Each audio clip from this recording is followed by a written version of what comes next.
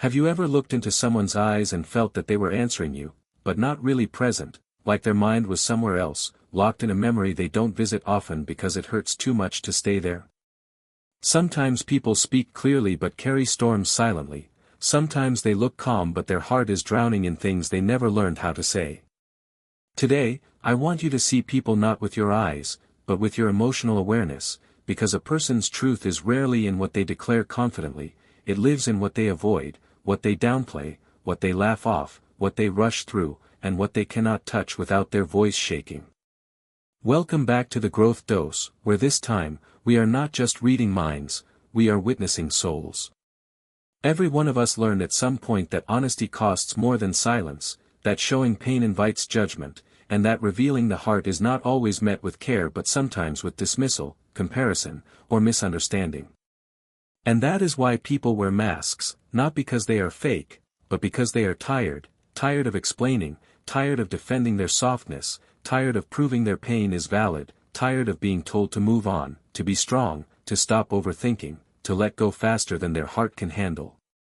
So when you gently ask what they fear losing the most, and when they take longer than usual to answer, that pause is not emptiness, it is memory.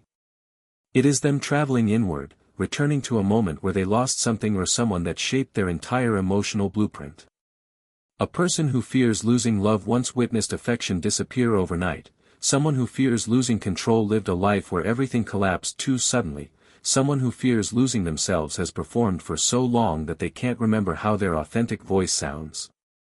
And when you softly ask when they last felt truly understood, you might see their gaze shift downward. Not because they don't know, but because they do, and it hurts. It might have been years ago, with a friend who left, a lover who changed, a family member who once listened but now only speaks. Most people aren't starved of conversation, they are starved of presence, of someone who hears not just the words, but the silence between the words. And when you gently ask what they pretend to be okay with but are not, you invite them to put down the emotional armor they have been dragging through life. Pretending is not a habit, pretending is survival. People pretend to be okay with distance so they don't look needy. They pretend betrayal didn't break them so they don't look weak. They pretend they don't miss someone so they can protect their pride, because vulnerability feels like a battlefield where the heart always loses first. And when you ask which part of themselves they are still afraid to confront, you give them a mirror they've avoided. Everyone has a version of themselves they don't want to meet again, the abandoned child, the angry self, the jealous self, the insecure one, the soft one who trusted too easily and paid too painfully. Some people fear their capacity to love because love once destroyed them, and some fear their capacity to detach because detachment once cost them everything. And when you ask what they would finally admit if life suddenly paused and no one expected anything, no one demanded answers, no one judged their truth, they may confess a love they never dared to speak, a heartbreak they still tend to at night when the world sleeps, a dream they buried because someone convinced them it was unrealistic, a loneliness they hide behind routine, noise, work, smiles, filters, and endless self-distractions. Silence, my friend, is the greatest emotional translator. When someone goes quiet after your question, their silence is explaining more than their language ever could. The way they stare at the floor before answering, the way their breath changes, the shift of their jaw, the tightening of their fingers, the blinking that takes a second longer, these are not gestures, these are confessions. Avoidance is not dishonesty, avoidance is emotional scar tissue.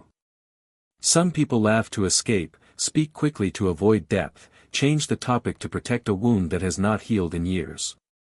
And every human you meet carries emotional weather. Some hearts are winter, cold, distant, not because they lack feeling but because they have felt too deeply and froze to survive. Some hearts are summer, intense, burning, alive but also easily misunderstood because they love out loud.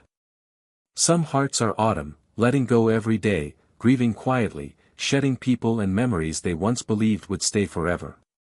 Some hearts are spring, blooming slowly, learning trust again, soft but rebuilding after storms that no one even noticed. And if you truly want to read someone, not to control, not to decode, not to expose, but to honor their truth, you must be the space where they do not perform. When people feel judged, they hide. When they feel rushed, they edit their truth. When they feel compared, they pretend to be someone else. But when they feel safe, they do not just speak, they unfold.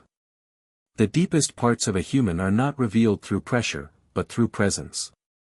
Real connection begins when you stop listening to reply and start listening to witness. So now I ask you, slowly and sincerely, without urgency, without expectation, what is one truth your heart has carried for years that your voice never dared to release, not because you didn't want to say it, but because you feared the world would not know how to hold it? And remember, sometimes the deepest honesty is not spoken, it trembles in the breath before speaking, hides in the eyes before tears, and lives in the silence that follows a question too close to the soul. If you believe I gave you emotional clarity, insight, or the courage to understand yourself and others more gently, then please like this video, subscribe, follow, and share your truth in the comments below, because your voice matters, your heart deserves space, and your story deserves to be understood without rushing, fixing, or minimizing.